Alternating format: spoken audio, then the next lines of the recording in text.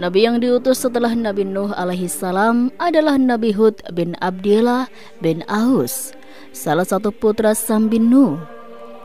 Dia termasuk bagian dari kabilah Ad.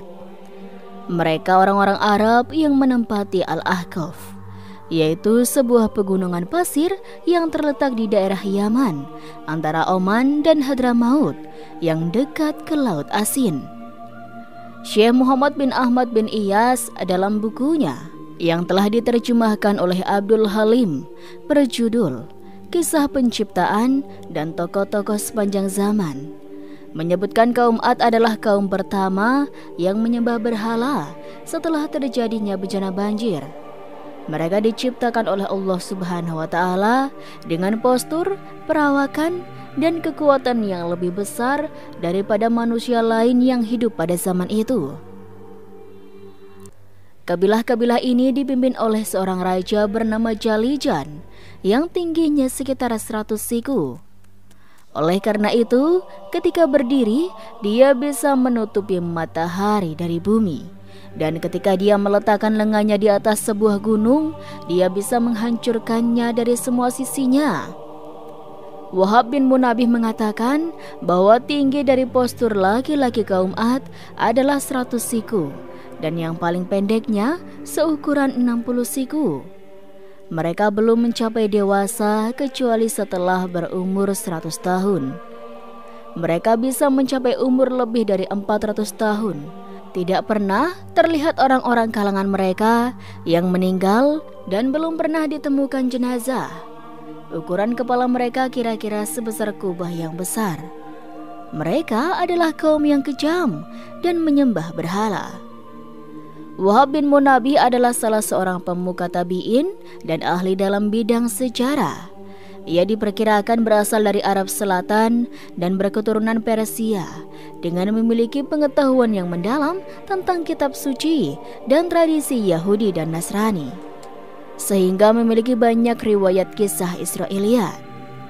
Menurut dia, 60 orang laki-laki dari kaum Musa pernah berteduh di dalam tengkorak kepala seorang laki-laki dari kaum Amalakah.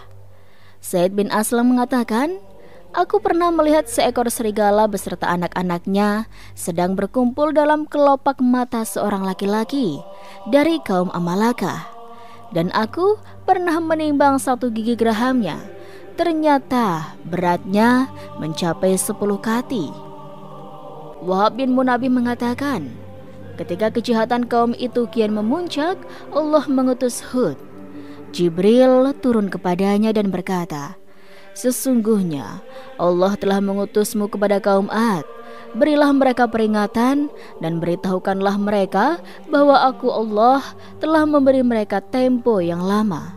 Dan mereka telah aku beri kekuatan yang belum pernah diberikan kepada siapapun sebelum mereka. Aku jadikan mereka para pembesar yang menguasai emas dan menjadikan mereka sebagai orang yang paling panjang umurnya. Datanglah kepada mereka dan serulah mereka untuk bertauhid agar mereka kembali dari menyembah berhala kepada menyembah Allah Subhanahu wa Ta'ala." Nabi Hud datang kepada mereka pada waktu hari raya mereka. Di sana, para pembesar sedang berkumpul dan Raja Jalijan duduk di atas ranjang yang terbuat dari emas. Kepalanya memakai mahkota bertatahkan permata yang megah. Mereka tidak menyadari apapun kecuali suara Hud yang mengatakan, "Wahai orang-orang, beribadahlah kalian kepada Allah Tuhanku dan Tuhan kalian. Kalian tidak akan memiliki Tuhan kecuali Dia. Berhala-berhala yang kalian sembah selain Allah ini adalah yang menyebabkan kaum Nuh sebelum kalian ditenggelamkan." Ketika Raja Jalijan melihatnya, dia berkata, "Celaka engkau, wahai Hud. Apakah engkau menyangka dengan kelompok kami dan kukuhnya kekuatan kami bisa mengalahkan kami dengan perkataan-perkataan tersebut? Tidak tahukah engkau bahwa setiap sehari semalam 1000 anak kami terlahir?" Tatkala Hud merasa bosan mengajak mereka untuk mengesahkan Allah Subhanahu wa Ta'ala, tetapi mereka tidak mendengarkannya. Dia memohon kepada Allah agar wanita-wanita mereka dimandulkan, sehingga pada tahun itu tidak ada satupun wanita yang hamil. Mereka mengadukan hal tersebut kepada Raja Jalijan. Mereka berkata, "Sesungguhnya Hud telah membuat istri-istri kami mandul. Kami khawatir apa yang dikatakannya itu memang benar." Kemudian Allah mewahyukan kepada Hud, "Kabarkanlah kepada kaummu agar mereka beriman kepadaku. Jika mereka tetap tidak beriman, maka aku akan kirimkan kepada mereka angin yang membinasakan." Ketika mereka mendengar kabar itu dari Hud, mereka melemparinya dari batu. Hud tetap mengajak mereka selama 70 tahun, dan di saat itu mereka terus-menerus melemparinya dengan batu. Ketika Hud merasa putus asa dengan mereka, dia pun berkata, "Wahai Tuhanku, Engkau tahu bahwa sesungguhnya aku telah menyampaikan risalahmu kepada kaum Ad, tetapi mereka tetap dalam kekafiran mereka karena kesesatan mereka yang nyata. Selanjutnya Allah menghentikan hujan dari mereka selama 7 tahun. Setelah tanah mereka mengering, hewan-hewan ternak mereka binasa. Sementara kebutuhan mereka kian meningkat, sehingga mereka banyak yang mati hingga mencapai setengahnya." Ibnu Katsir dalam kitabnya berjudul Qasas Al-Anbiya mengatakan kaum Ad sempat mengirim delegasi ke Baitul Haram untuk berdoa. Menurut Ibnu Katsir, terkait doa yang mereka panjatkan, para ulama tafsir dan ulama lainnya menukilkan sebuah riwayat yang pernah disebutkan oleh Imam Muhammad bin Ishaq bin Yasar yang mengisahkan sebagai berikut. Ketika kaum Ad terus menolak dan memilih untuk kafir kepada Allah Subhanahu wa Ta'ala, maka setelah itu mereka dilanda kekeringan selama 3 tahun tanpa ada hujan sedikit pun, hingga kehidupan mereka terasa semakin sulit.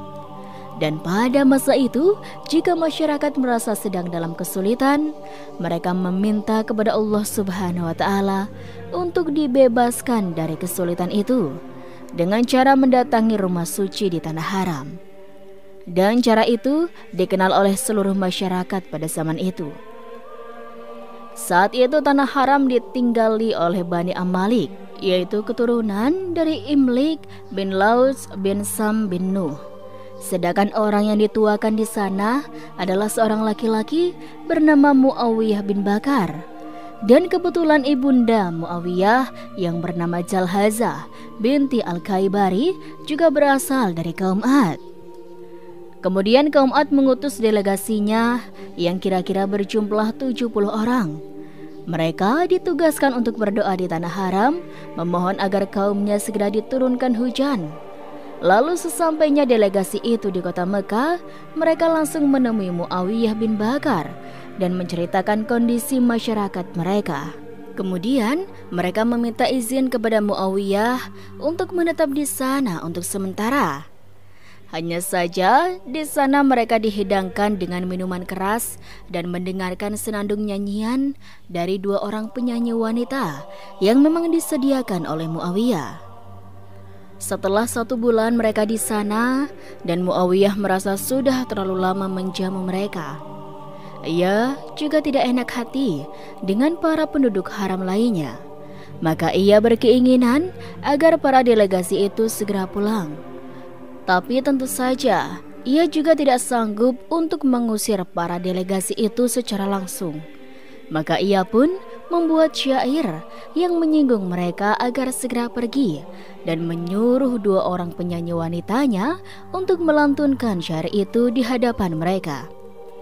Isi syair tersebut antara lain, "Hai orang-orang yang meminta jawaban, sadarlah dan bangunlah. Berdoalah kalian, semoga Allah mengirimkan mendung esok pagi, hingga bumi Ad dapat berkucuran dengan hujan. Kaum Ad sudah tidak mampu berkata-kata lagi akibat kehausan. Kita tidak ingin kehilangan para orang tua, begitu juga anak-anak kecil dan kaum wanita. Kemarin mereka masih dalam keadaan baik-baik saja. Namun sekarang para wanita harus menjadi janda tanpa harta. Kekejaman itu telah datang kepada mereka terang-terangan, tidak takut dengan panah-panah kaum Ad yang terhunus. Dan kalian di sini hendak mengubah keadaan itu? Namun siang dan malam silih berganti, kondisi tetap sama. Karena delegasi yang diutus tidak mampu menyelesaikannya, hingga tidak mendapatkan penghargaan dan ucapan selamat. Setelah mendengar senandung itu, para delegasi tersadar dengan tujuan utama mereka datang ke tanah haram. Mereka segera bangkit dan berangkat menuju rumah suci untuk mendoakan kaum mereka. Sesampainya mereka di sana, pemimpin delegasi yang bernama Qail bin Atir segera memanjatkan doa. Setelah itu, doa dipanjatkan, Allah menyiapkan 3 awan bagi mereka. Awan putih, awan merah, dan awan hitam. Kemudian suara dari langit berseru kepada pemimpin delegasi itu, "Pilihlah salah satu dari awan ini untukmu atau untuk kaummu." Pemimpin delegasi itu segera menjawab, "Aku memilih awan hitam, karena awan hitam adalah awan yang paling banyak menyimpan air."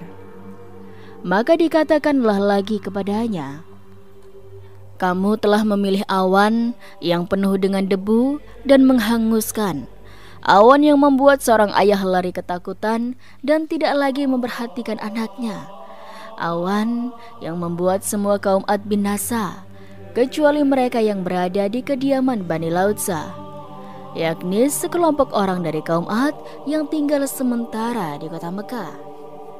Mereka tidak merasakan azab yang ditimpakan kepada kaum mereka di kampung halaman, dan mereka itulah beserta keturunannya yang menjadi kaum Ad generasi kedua." Muhammad bin Ishaq melanjutkan, "Setelah dipilih oleh Qail bin Atir, awan yang berisikan azab itu bertiup menuju pemukiman kaum Ad. Melihat awan itu, kaum Ad terlihat bergembira. Mereka berkata, 'Ini adalah awan yang akan menurunkan hujan kepada kita.' Namun kegembiraan itu sirna dalam sekejap, karena difirmankan oleh Allah, 'Bukan, tetapi itulah azab yang kamu minta agar disegerakan datangnya, yaitu angin yang mengandung azab yang pedih, yang menghancurkan segala sesuatu dengan perintah Tuhannya, yakni membinasakan apapun yang diperintahkan kepadanya.' Orang pertama yang melihat dan mengetahui bahwa awan itu adalah azab dari Allah adalah seorang wanita dari kaum Ad. Seperti diriwayatkan bahwa ia bernama Mahdu. Setelah jelas terlihat olehnya, maka ia pun menjerit dan terjatuh pingsan. Ketika dibawa oleh penduduk lain dan tersadar dari pingsannya, para penduduk bertanya, "Apakah yang baru saja kamu lihat, wahai Mahdu?" Ia menjawab, "Aku melihat ada angin menggulung-gulung dan berkobar seperti api. Di bagian depan angin itu ada beberapa orang malaikat yang mengendalikannya." Allah Subhanahu wa Ta'ala berfirman, Allah menimpakan angin itu kepada mereka selama 7 malam 8 hari terus-menerus. Quran Surat Al-Haqqah ayat 7. Sementara itu, Nabi Hud dan orang-orang beriman seperti diriwayatkan kepadaku, mereka telah bersembunyi terlebih dahulu di sebuah tempat tersembunyi. Mereka sama sekali tidak merasakan adanya azab tersebut. Mereka hanya merasakan kenyamanan dan ketenangan, tidak seperti kaum Ad lain pada umumnya. Mereka berterbangan di antara langit dan bumi, serta dihantam oleh batu-batu yang juga berterbangan bersama mereka. Di dalam Al-Quran, Allah Subhanahu wa Ta'ala menyebutkan tentang kisah pembinasaan kaum Ad tidak hanya pada satu ayat saja dan tidak hanya satu bentuk saja. Karena kisah pembinasaan itu ada yang disebutkan secara global dan ada juga yang disebutkan secara terperinci. Ibnu Katsir menyampaikan contoh ayat-ayat yang menerangkan secara global, antara lain firman Allah, Maka kami selamatkan dia, Hud, dan orang-orang yang bersamanya dengan rahmat kami, dan kami musnahkan sampai ke akar-akarnya orang-orang yang mendustakan ayat-ayat kami. Mereka bukanlah orang-orang yang beriman. Quran Surat Al-A'raf ayat 72. Allah Subhanahu wa Ta'ala juga berfirman, dan ketika azab kami datang, kami selamatkan Hud dan orang-orang beriman bersama dia dengan rahmat kami. Kami selamatkan pula mereka di akhirat dari azab yang berat. Dan itulah kisah kaum Hud yang mengingkari tanda-tanda kekuasaan Tuhan. Mereka mendurhakai rasul-rasulnya dan menuruti perintah semua penguasa yang sewenang-wenang lagi durhaka. Dan mereka selalu diikuti dengan laknat di dunia ini dan begitu pula di hari kiamat. Ingatlah, kaum Ad itu ingkar kepada Tuhan mereka. Sungguh binasalah kaum Ad, umat Hud itu. Quran Surat Hud ayat 58-60. Selanjutnya firman Allah Subhanahu wa Ta'ala, lalu mereka benar-benar dimusnahkan oleh suara yang mengguntur, dan kami jadikan mereka seperti sampah yang dibawa banjir. Maka binasalah bagi orang-orang yang zalim. Quran Surat Al-Mu'minun ayat 41. Allah Subhanahu wa Ta'ala juga berfirman, maka mereka mendustakannya Hud, lalu kami binasakan mereka.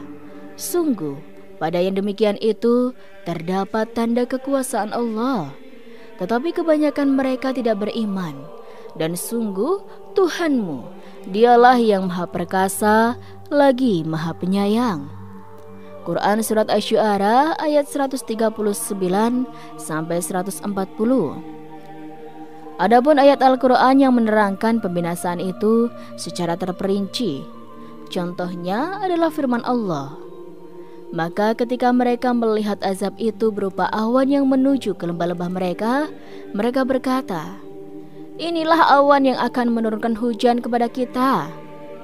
Bukan, tetapi itulah azab yang kamu minta agar disegerakan datangnya, yaitu angin yang mengandung azab yang pedih. Quran Surat Al-Ahqaf ayat 24. Wallahu a'lam.